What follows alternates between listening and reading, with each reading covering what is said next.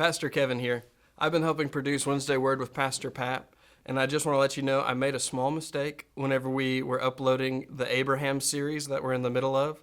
I uploaded episode 7 as if it were episode 6, and we missed the real episode 6 entirely. And so I've gone back and we're going to upload that for you this week. In this episode, Pastor Pat is going to cover Genesis 19.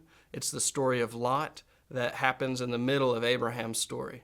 And so I hope you enjoy this, the real episode 6 of Abraham on Wednesday Word with Pastor Pat.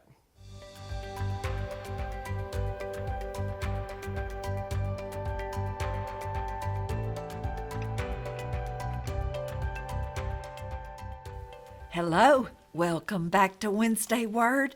I pray you're having a blessed week, and I am delighted that you are joining me as we continue our study of the patriarch Abraham. And you might recall that last time we talked about the effort that Abraham went to provide what in his day would have been an elaborate feast for his guests. And we saw that he started to walk with them as they moved towards Sodom.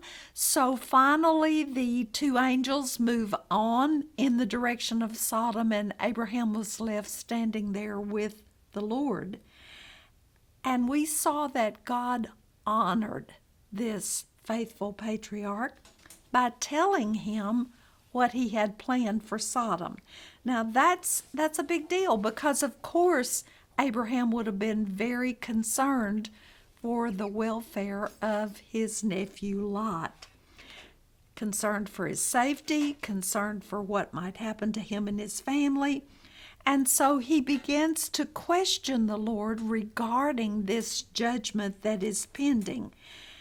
And he starts off by asking and answering his own question. He wants to know if the Lord would destroy the righteous with the wicked. And of course, he turns around and says, of course you wouldn't do that.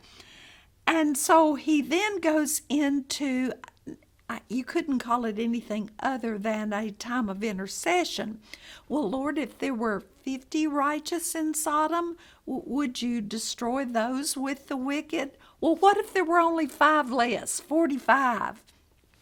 Finally, he says 40, and then he drops down to 30 and on to 20, but he never asks beyond 20. I've often wondered what that might have produced had he gone further. But I think as we have started studying the wickedness in Sodom, we almost got into that last week. You can see that there's not much righteousness there, so I don't know how low he would have had to go to find a number of righteous people. In any case, Abraham returned to his place there not too far from Hebron by the terebinth trees of Mamre, and God moves on toward the direction of Sodom. Now, we do know that this judgment is pending, that God has already determined it. And I mentioned last time that I didn't want you to be confused by this idea of the Lord sending someone down to check out and see if the cry that had come up from Sodom was accurate. That description we have there is intended to make us understand that God is not flippant, He's not flighty, He is not looking for an opportunity to be vindictive. When God issues judgment, it is right and it is based in righteousness. So I think that's important for us to see, that God was not just being callous, nor was he looking at something and saying, oh, okay, that's a great opportunity for me to wipe them off the map. It's not like that at all. Okay, let's go back to our text. And I had just started this section last time and read just a few opening verses. And of course, we didn't have time to do it justice. So let's go back to Genesis 19, and I'll read the entirety of the first 11 verses, and let's pick that apart. Okay. Now the 2 angels came to Sodom in the evening, and Lot was sitting in the gate of Sodom. When Lot saw them, he arose to meet them, and he bowed himself with his face toward the ground. And he said, Here now, my lords, please turn in to your servant's house and spend the night, and wash your feet. Then you may rise early and go on your way. And they said, No, but we will spend the night in the open square. But he insisted strongly. So they turned into him and entered his house. Then he made them a feast and baked unleavened bread, and they ate. Now before they lay down, the men of the city, the men of Sodom, both old and young, all the people from every quarter surrounded the house. And they called to Lot and said to him, Where are the men who came to you tonight? Bring them out to us, that we may know them carnally. So Lot went out to them through the doorway, shut the door behind him, and said, Please, my brethren, notice what he calls them, do not do so wickedly. See now, I have 2 daughters who have not known a man. Please let me bring them out to you, and you may do to them as you wish. Only do nothing to these men, since this is the reason they have come under the shadow of my roof. And they said, Stand back. Then they said, This one came in to stay here, and he keeps acting as a judge. Now we will deal worse with you than with them. So they pressed hard against the man Lot and came near to break down the door. But the men reached out their hands and pulled Lot into the house with them and shut the door. And they struck the men who were at the doorway of the house with blindness, both small and great, so that they became weary trying to find the door. Okay. We discussed last time the approach of the angels to Sodom and Lot's invitation, and that's about all we got.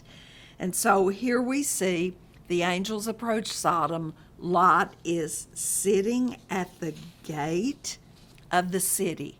Now, I told you last time that is strongly indicative of the fact that he has reached a place of prominence among the men, the leaders of this city. It is, in fact, a good possibility that he passes judgment at the gate of the city, that people come to him for disputes to be settled. It is a position of acceptance by the people of the city, of prominence among the people in the city. So considering what is apparently the position he has come to hold, it is logical to assume that Lot doesn't preach at them about their sinfulness, that he, even if he doesn't approve of it, that he tolerates it so that he can enjoy the benefits of the social climate, so that he can be improved and bettered financially because of the advantages of living there. I can't help but say it. That's a dangerous thing, to blink over sin in order to benefit financially. Now, Peter is, in his writings, supportive of Lot's personal righteousness. But I'm going to argue that there are some dangers here that are not worth the risk. Remember 2 Peter chapter 2, verses 4 through 8 say, For if God did not spare the angels who sinned, but cast them down to hell and delivered them into chains of darkness to be reserved for judgment, and did not spare the ancient world, but saved Noah, one of 8 people, a preacher of righteousness, bringing in the flood on the world of the ungodly, and turning the cities of Sodom and Gomorrah into ashes, condemned them to destruction, making them an example to those who afterward would live ungodly, and delivered righteous Lot, who was oppressed by the filthy conduct of the wicked. For that righteous man dwelling among them tormented his righteous soul from day to day, and seeing and hearing their lawless deeds. Then the Lord knows how to deliver the godly out of temptation, and to reserve the unjust under punishment for the day of judgment. Now, here's what we do know. Lot did not participate in the sexual sin of Sodom. He also did not correct or stand against the sin of Sodom. There's a line there that is a difficult line. I believe that when we tolerate sin, we set our family up. What we condone, they will participate with. I just believe that. So it's hard to examine Lot's choices without seeing his willingness to at least tolerate, if not going so far as compromising, so that he would gain status, so that he would improve his financial situation. But those decisions cost him. We have to be honest with ourselves. We set our families up for failure when we expose them to ungodly environments. It does not matter what reason we can give for those choices. So Lot sees these approaching guests. He immediately rises from where he's sitting. He goes out to meet them. He bows down before them with his face to the ground, showing deference and honor to them. He invites them into his home for the evening, indicating that, look, come stay at my house for this evening. You'll be my guest. You can be on your way early in the morning, assuming that was their desire. Now, there are no places to stay, even in a city, unless someone opens a home. The response the angels give to Lot is no, that they would spend the night in the open town square. Now, we probably should acknowledge that it's unlikely that Lot recognizes that these are angels in human form. It's unlikely that he knows that. So we can assume he probably would have made this offer to any travelers who came his way, recognizing and keeping the strong laws of hospitality that were in place culturally in that day and time. Now we know that later there were some things put into the law. At this time, the law does not exist. Okay, so he insists strongly. He takes them to his home according to custom, as his Uncle Abraham had done. He prepares a feast. We know it was prepared hastily because no one knew that company was coming for dinner, because there is unleavened bread, no time for the bread to rise. So, okay, it is approaching bedtime. Genesis 19, verse 4, and I'm reading it in the English Standard Version so that you can hear some different wording. But before they lay down, they haven't gone to bed for the night yet, the men of the city, the men of Sodom, both young and old, all the people to the last man surrounded the house.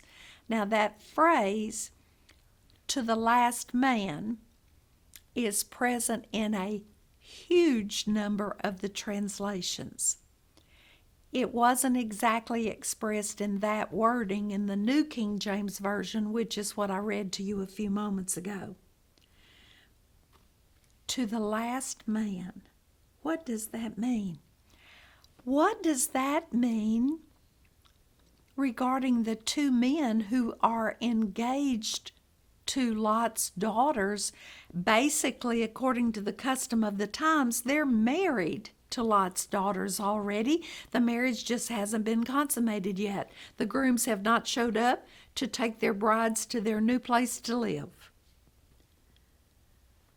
All of these men, according to a huge majority of the translations, sounds like every man in the city, congregate outside Lot's house, demanding that Lot bring out the men who are guests in his home so that they could know them carnally. What does that mean? It means send those men out so that we can mistreat them, rape them sadistically in a homosexual manner. And we know that the word sodomy actually comes from Sodom and the behavior that was practiced there. I remind you that Scripture is very plain about that behavior. Romans 1:27. Likewise also the men, leaving the natural use of the woman, burned in their lust for one another, men with men, committing what is shameful, receiving in themselves the penalty of their error which was due. So this homosexual behavior is condemned, but add to that the fact here that it would not have been consensual even. It would have been horrible abuse, rape, if you will. Now, I know that this kind of discussion is not considered politically correct. In fact, it would be called hate speech by many, but I need to make my stance and my point clear here. We are never to hate or to judge another person. We don't have that right. Jesus himself said, "Let the one who's without sin cast the first stone." We don't condemn people just randomly and act as a judge ourselves because we're not perfect. And I'll be honest, sexual sin is sexual sin. The Bible condemns all sexual sin that doesn't take place the way God created a sexual relationship to be, and that's in the parameters of marriage. And I do mean the marriage of a man to a woman. So, okay, I'm not judging a person and I don't hate a person. I do hate that sin drags people places that God never intended them to go. I do think that we are often critical and we judge some people more harshly than others, and we rank some sins as more heinous than others. And I need to remind you, our God is holy. He has called us to be holy, and sin is sin. But our culture may blink over this sin and other sexual sin for that matter, but God does not. Okay. Now, this text here in Genesis does not list any reason for Sodom's judgment other than the out-of-control sexual sin that dominates that city. Jude 7 seems to support that idea. Remember, Jude just has one chapter. As Sodom and Gomorrah and the cities around them in a similar manner to these, having given themselves over to sexual immorality and gone after strange flesh, are set forth as an example, suffering the vengeance of eternal fire. Okay, so according to Jude, this horrible sexual sin condemned the participants and saw the ruin of the entire city. However, Ezekiel chapter 16, verses 49 and 50 do let us know that there was other sin in Sodom as well. And that passage says, look, this was the iniquity of your sister Sodom. She and her daughter had pride, fullness of food, and abundance of idleness. Neither did she strengthen the hand of the poor and needy, and they were haughty and committed abomination before me. Therefore I took them away as I saw fit. Wow. So they're lazy, indolent, they're not doing a thing. They are selfish. They don't have any compassion toward the poor and the needy. Oh my goodness, they're immoral beyond our comprehension. So Ezekiel adds to or expands our understanding of the sinful climate in Sodom. But the dominant thing that's cited in numerous scriptural passages is the sexual sin that was found there. Now, we do know that the culture at this time literally demanded that travelers be provided for, that they not be victimized, and later that expectation, that practice was actually codified into the Mosaic Law as well. Deuteronomy 10, verses 18 and 19 in the English Standard Version. He executes justice for the fatherless and the widow, and loves the sojourner, the traveler, giving him food and clothing. Love the sojourner. Therefore, for you were sojourners in the land of Egypt. There was a horrible drought and famine. You went to Egypt to stay. You were travelers. You were foreigners there. And I provided for you. You provide for others who are travelers. It's clear. And it was commonly expected and codified into the Mosaic Law.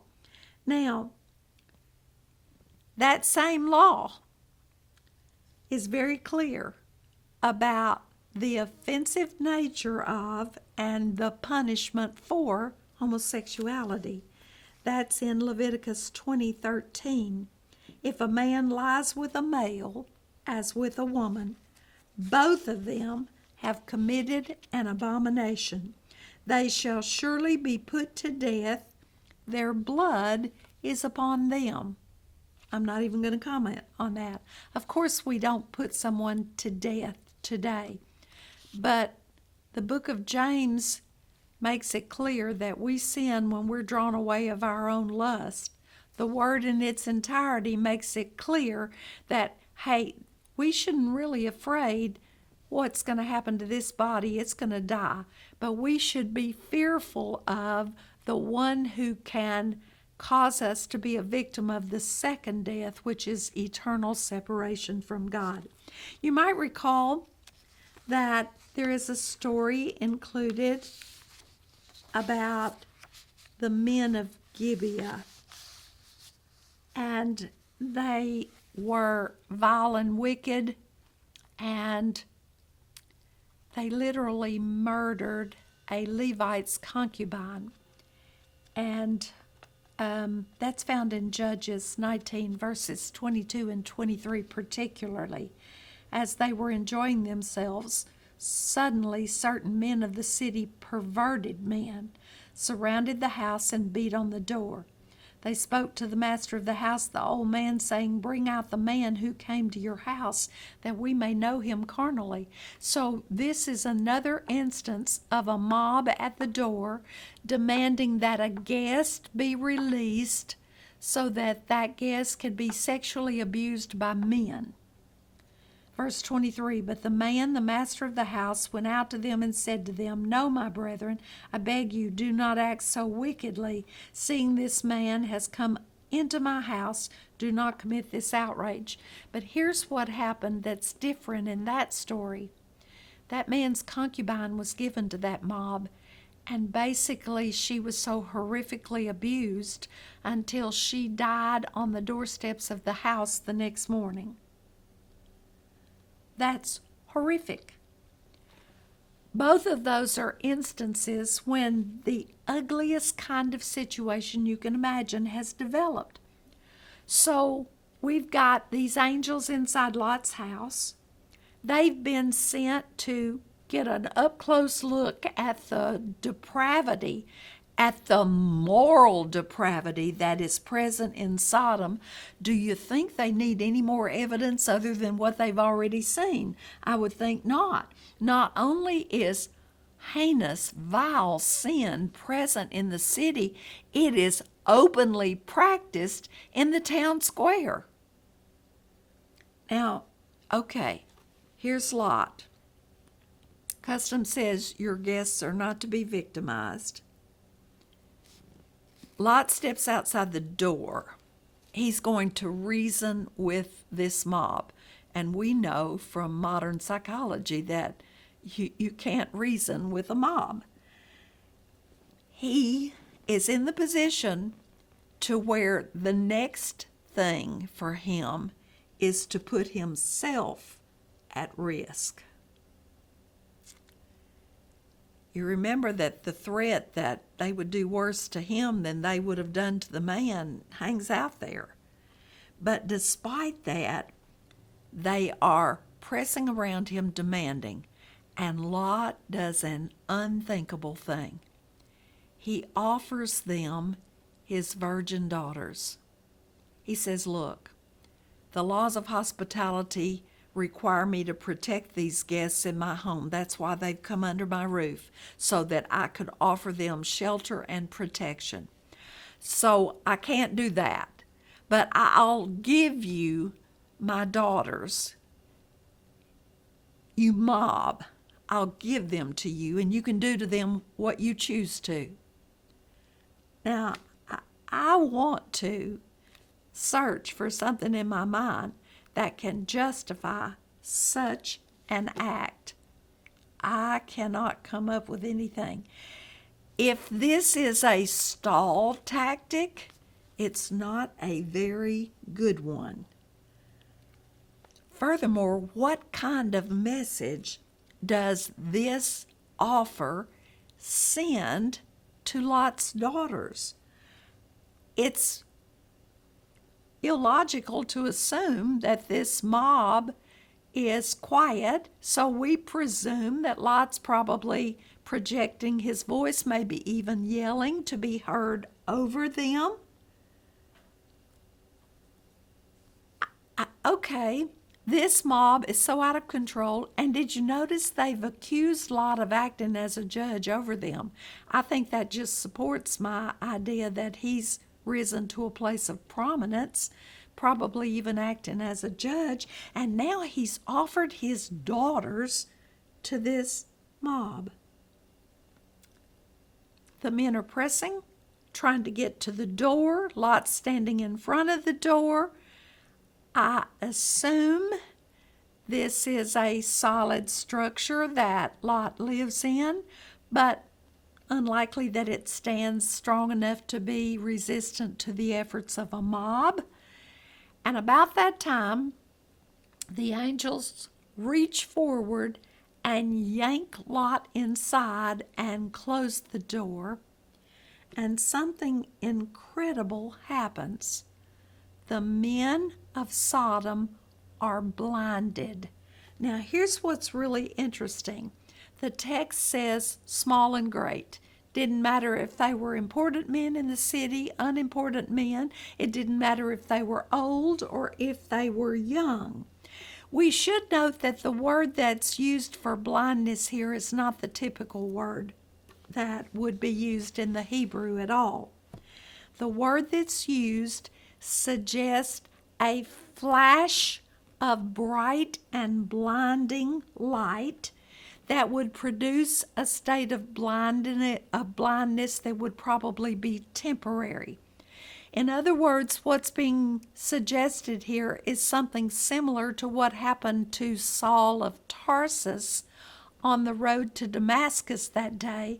And remember, he was temporarily blind. There was this flash of light. Jesus appeared to him. It would have been that kind of experience. So these men are blind, but I want you to notice they're still groping around trying to find the door to get into that house. My mind wants to say, what on earth? Would that kind of experience and all of you being blind not have scared you enough to back you off? How deep in your sin and in your lust do you have to go to reach that state? Okay, back to our text.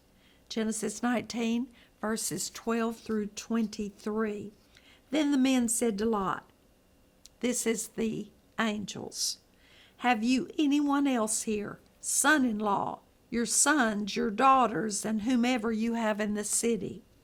take them out of this place, for we will destroy this place, because the outcry against them has grown great before the face of the Lord, and the Lord has sent us to destroy it. So Lot went out and spoke to his sons-in-law, who had married his daughters, and said, "Get up, get out of this place, for the Lord will destroy this city." But to his sons-in-law he seemed to be joking. When the morning dawned, the angels urged Lot to hurry, saying, "Arise, take your wife and your 2 daughters who are here, lest you be consumed in the punishment of the city." And while he lingered, the men took hold of his hand, his wife's hand, and the hands of his 2 daughters. The Lord being merciful to him, they brought him out and set him outside the city. So it came to pass, when they had brought them outside, that he said, "Escape for your life. Do not look behind you, nor stay anywhere in the plain. Escape to the mountains, lest you be destroyed." Then Lot said to them, "Please, no, my lords. Indeed, now your servant has found favor in your sight, and you have increased your mercy, which you have shown me by saving my life. But I cannot escape to the mountains, lest some evil overtake me and I die. See now, this city is near enough to flee to, and it's a little one. Please let me escape there. Is it not a little one? And my soul shall live." And he said to him, the angel said to Lot, "See, I have favored you concerning this thing also, in that I will not overthrow this city for which you have spoken. Hurry, escape there, for I cannot do anything until you arrive there." Therefore the name of the city was Zoar. The sun had risen upon the earth when Lot entered Zoar. This section begins with a question. "Hey, Lot, do you have anyone else in this city? What about some family members like son-in-law, sons, daughters? Anyone that doesn't live in this house that you've impacted or influenced or would qualify as righteous? Anyone?" Okay. Instructions are given. Lot, take your family members and get them out of Sodom. It is going to be destroyed. The wickedness of this city is an affront to a holy God, and it has attracted his attention. It's not only going to be destroyed, it's justifiable that it's going to be destroyed because of the level of wickedness that exists here. Now, verse 14, if it weren't so sad, it would be funny, but it's sad. Lot approaches his sons-in-law. These men that I'm still trying to figure out whether or not they were a part of this crowd, because when it says he approaches them, it doesn't say he went to their house. It said he approaches them. So where were they? Were they out in the town square with everyone else? All I know is he tells them, "Look, you need to get out of this place. The Lord's going to destroy it." And they did what? They thought he was joking. So I'm sure they were laughing. What's wrong with you? That's not a funny joke.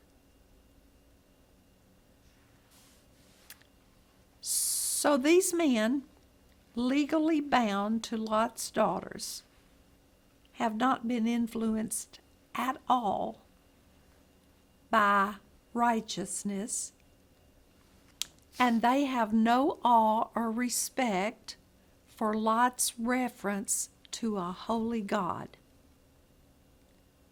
So I have to wonder how many times Lot has witnessed to them. Was he about to give his daughters to men who were totally wicked? I don't know. It's a sad thing, but obviously there's been a gross failure on Lot's part in the most important task he had. and that was to make sure that his family was raised in the nurture and admonition of the Lord, and that his daughters were trained, and because marriages were arranged, that he would have arranged a marriage for them to a godly man. Okay, I repeat again. Sacrificing family to have personal gain is a price that is too high to pay.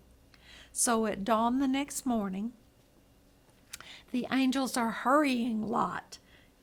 Get up, take your wife, take your 2 daughters. We have to get you out of this city so that you won't be consumed in the punishment that is coming to this city. Now, sadly, like most human beings, he's attached to some stuff, or at least that's what appears to be true, because he lingers, he dawdles, he doesn't hurry.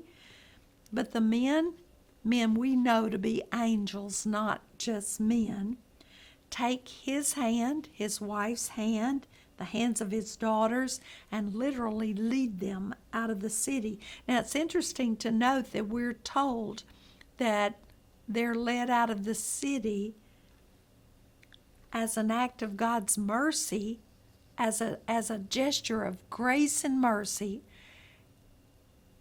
for Lot's sake. It doesn't say for his family's sake. It says for Lot's sake.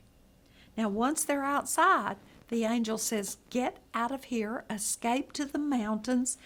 Don't look behind you. Do not turn around. Go straight to the mountains. All will be well if you do that. And Lot presumes, because it is presumptuous, on the favor he's already been shown by pleading that he not be required to go to the mountains, but that he get to go to this little city over here. Don't you see? It's just a little place. How bad can it be? It's little. But you understand that he's headed to Zoar, and Zoar was also slated for destruction. You remember that? We talked about that last time. It wasn't just Sodom and Gomorrah. The little surrounding cities, 3 of them were going to be destroyed as well. The angel shows incredible mercy and responds to Lot. But I have to tell you, I'm a little bit confused because Lot doesn't want to go to the mountains.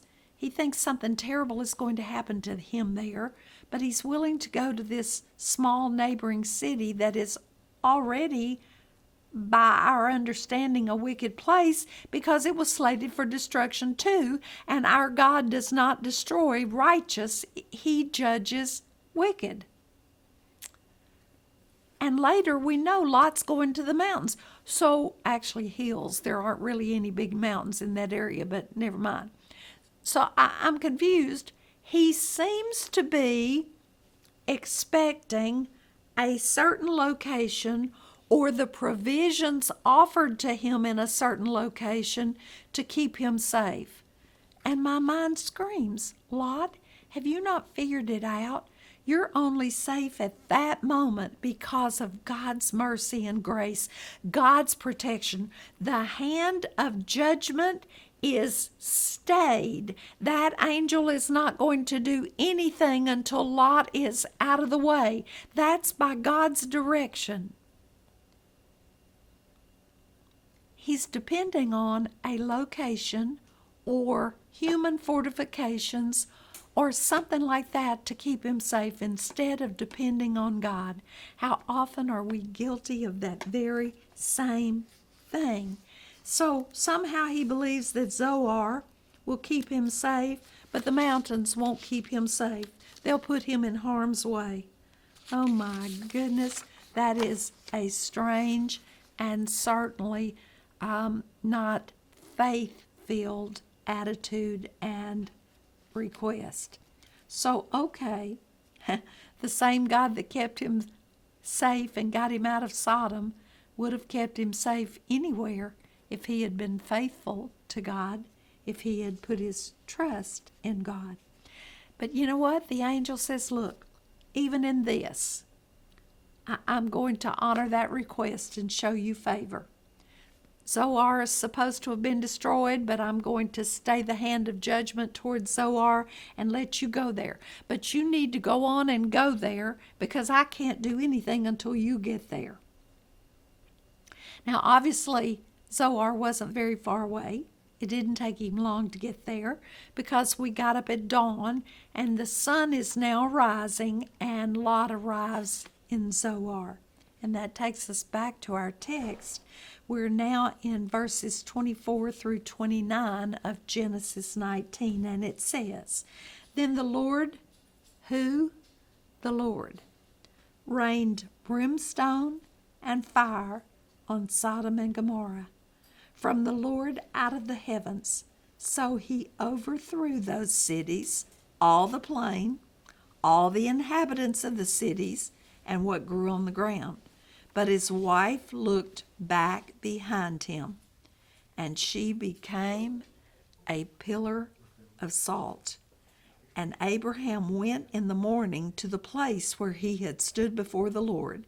Then he looked toward Sodom and Gomorrah, and toward all the land of the plain. And he saw, and behold, the smoke of the land, which went up like the smoke of a furnace. And it came to pass, when God destroyed the cities of the plain, that God remembered Abraham and sent Lot out of the midst of the overthrow, when he overthrew the cities in which Lot had dwelt. Now, we're told that God destroyed Sodom and Gomorrah and the surrounding cities except for Zoar.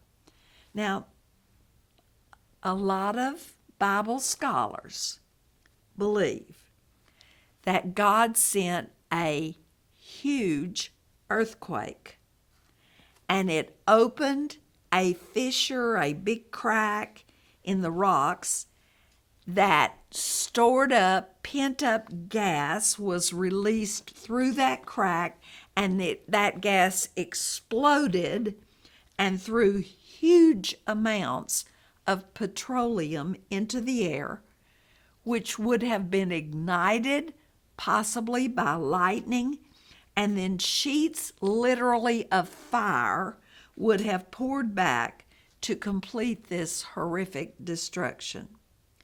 There would have been searing flames. Black smoke would have covered every part of the city and the surrounding area.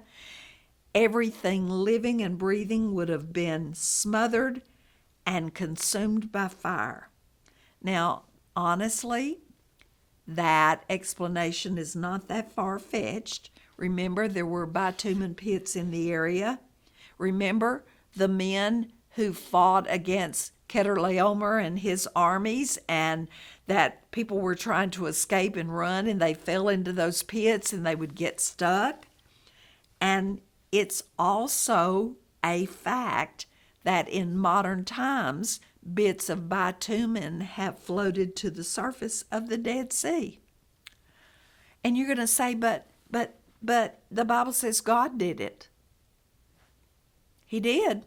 Now, whether he just rained fire from heaven or whether he sent at that strategic moment a huge earthquake and a bolt of lightning to ignite the fire does not bother me a bit, because my God can control the elements of nature at strategic timing moments so that his perfect will is accomplished. So whether he sent fire raining down from heaven or caused the circumstances on earth necessary to create that is not a big problem for me either way.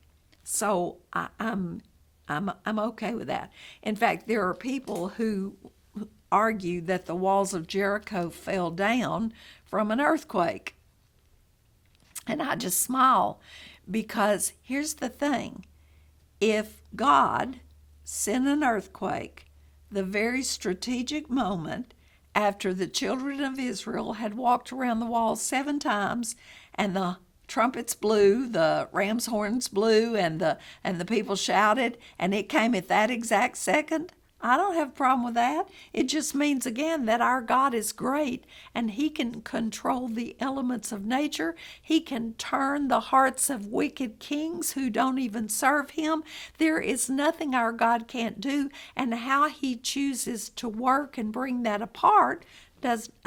bring that to pass does not bother me at all. So I'm not saying that's what happened. I'm just saying that idea is not offensive to me because it still says God was in control and manipulating and moving circumstances and natural elements to accomplish His purpose. Either way, everything was totally destroyed. Even the ground was altered and would no longer be the lush, green, productive area that it had once been. Now, I read to you from Deuteronomy once before when I wanted you to see that cities other than Sodom and Gomorrah were supposed to be destroyed. But I want to go back to this verse this time to cite something different. The whole land is brimstone, salt, and burning. It is not sown, nor does it bear, nor does any grass grow there, like the overthrow of Sodom and Gomorrah, Admah and Zeboim, which the Lord overthrew in His anger and wrath. So describing that area as infertile because of what happened there would not be inaccurate. Now, verse 26 is another sad verse. There are several in this passage.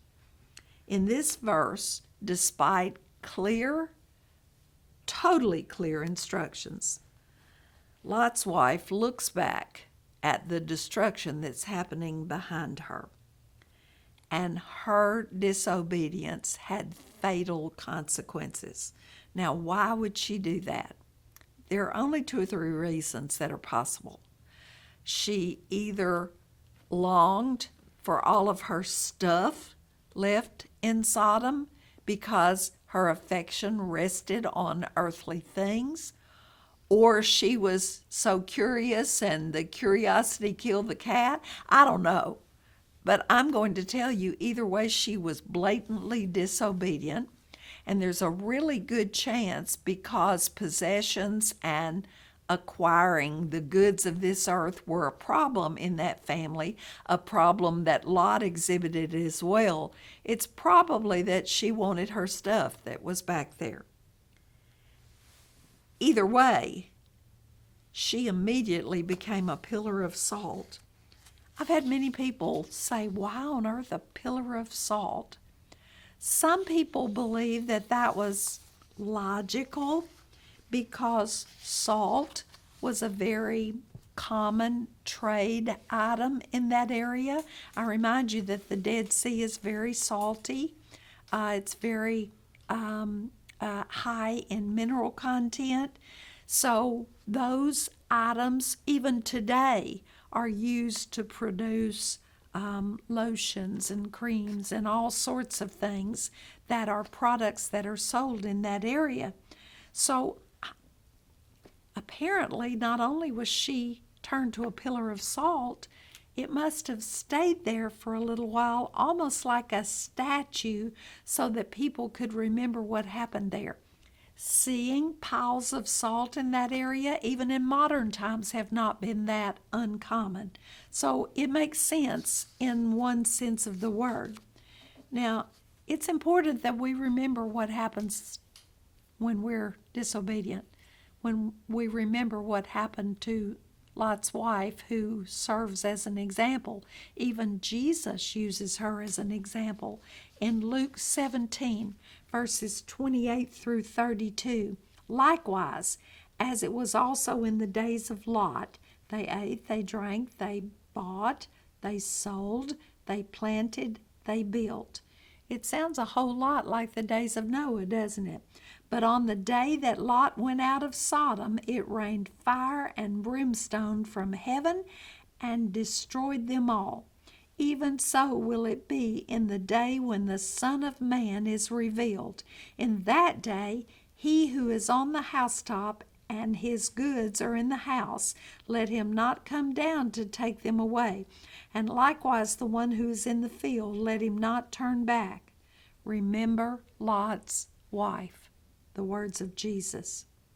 Now, it's clear from this passage in the book of Luke that there is a correlation between having no regard for God, no regard for what is right, and focusing on acquiring stuff and enjoying the pleasures of life of this season in which people live, and not instead preparing for the return of the Lord.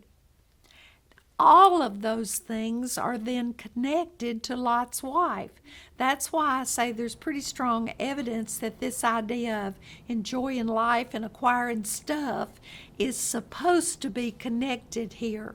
Not allowing our love for this present world and the things that are in it to distract us from our need to be prepared for our day that we will stand before the Lord. Now, early the next morning, Abraham is standing there on the heights near Hebron. He can look out, and remember, he can see a long distance, that mileage that is between him and what's happening in Sodom. And so, even though he did everything he could to see that Lot and his family are spared, he now can obviously see smoke. That black smoke would have been clearly visible, because when you burn coal or bitumen like that, it's going to be black. And he sees the aftermath of the destruction of the 4 cities. Remember, Zoar was spared. It should have been 5. The evidence that the wages of sin is death is right before him. Despite that, we know that God remembered Abraham. He saved Lot, not because he would have just picked Lot out, even though 2 Peter chapter 2 and verse 9 declares him righteous, but truly for the sake of his uncle Abraham. In the same passage in 2 Peter in verse 6, we saw that the destruction of Sodom and Gomorrah was similar to, related to, an example of what happens to those who are defiant against God and end up dying in that sinful state. We don't have to be reminded, because the New Testament's very clear that the day of wrath, the wrath of our God, is approaching. It's out there in the future and not that far away in all likelihood. And we need to be ready and prepared, because our stuff can't go with us, and it cannot save us, and it is not worth, in any sense of the word, the price of sacrificing ourself and or our family on the altar of enjoying life and acquiring stuff. Okay, the next section is really not so much about Abraham, but I'm going to include it because it is so closely related to the events we've just discussed and so clearly connected to choices that had already been made. This is chapter 19, verses 30 through 38. Then Lot went up out of Zoar and dwelt in the mountains. I told you I was confused. And his 2 daughters were with him, for he was afraid to dwell in Zoar. What? And he and his 2 daughters dwelt in a cave. Now the firstborn said to the younger, Our father is old, and there is no man on the earth to come in to us, as is the custom of all the earth. Come, let us make our father drink wine, and we will lie with him, that he may preserve the lineage of our father. So they made their father drink wine that night. And the firstborn went in and lay with her father, and he did not know when she lay down or when she arose. It happened on the next day, that the firstborn said to the younger, Indeed, I lay with my father last night, let us make him drink wine tonight also, and you go in and lie with him, that we may preserve the lineage of our father. Then they made their father drink wine that night also, and the younger arose and lay with him, and he did not know when she lay down or when she arose. Thus both the daughters of Lot were with child by their father. The firstborn bore a son and called his name Moab. He is the father of the Moabites to this day. And the younger she also bore a son and called his name Ben-Ammi. He is the father of the people of Ammon to this day. Now we are not told a real reason why Lot left Zoar, other than he was afraid. But if you recall, he asked the angel to let him go to Zoar. He didn't want to go to the mountains because he was afraid he wouldn't be safe there. Again, Lot is looking for safety in a set of circumstances, a geographical location, something this world can give him. So this decision is really interesting. Zoar has been spared for his sake because he would feel safe there. Now he's gone to the mountains, and his two daughters have gone with him. I've already told you, really, they were hills, but that's okay. They lived in a cave. They left a city with the conveniences of a small city and moved into a cave. I don't get it. This concluding story from the life of Lot is pitiful. In some ways, we wish we could forget that it's even here.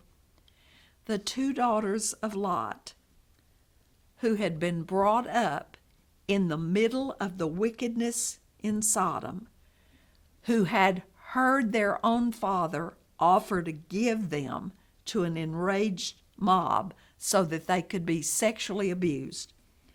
That same two daughters, now those daughters stoop low enough to commit an unthinkable act of immorality.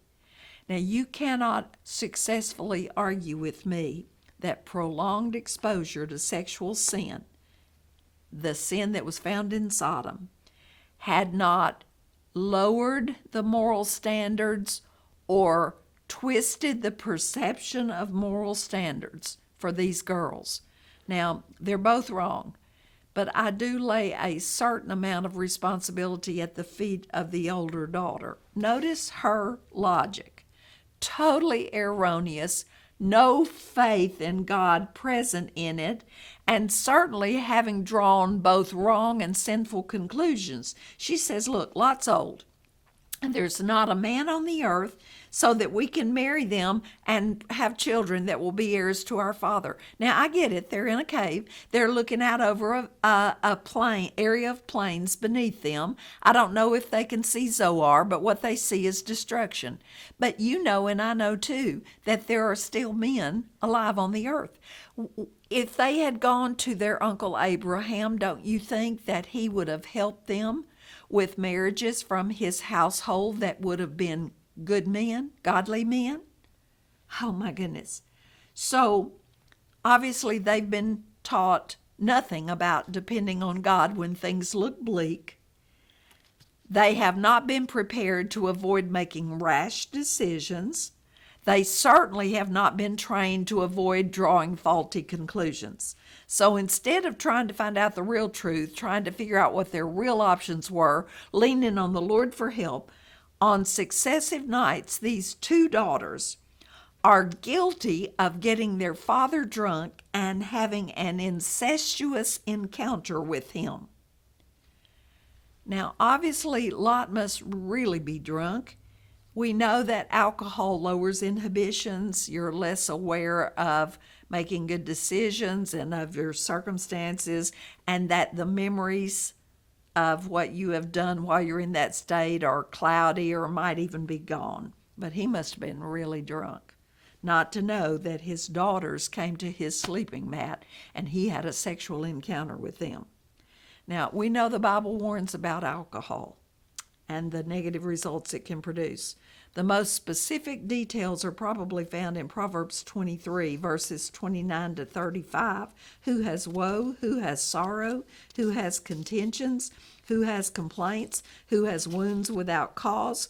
Who has redness of eyes? Those who linger long at the wine, those who go in search of mixed wine. Do not look on the wine when it's red, when it sparkles in the cup, when it swirls around smoothly. At the last it bites like a serpent and stings like a viper. Your eyes will see strange things, and your heart will utter perverse things. Yes, you will be like one who lies down in the midst of the sea, or like one who lies at the top of the mast, saying, They have struck me, but I was not hurt. They have beaten me, but I did not feel it. When shall I awake that I may seek another drink? That's pretty sad. So the Bible is clear about temptation, and two girls messed up badly, but their father wasn't innocent either. He was drunk. Okay, obviously, I want to come back next time and talk about the two babies that are born to them and continue our study in the book of Genesis regarding the life of Abraham. I hope you'll be with me. And in the meantime, until then, I hope you walk dependent on the Lord. He is the source of your safety, your protection, your help, and your strength. And He is faithful. God bless. Until next time.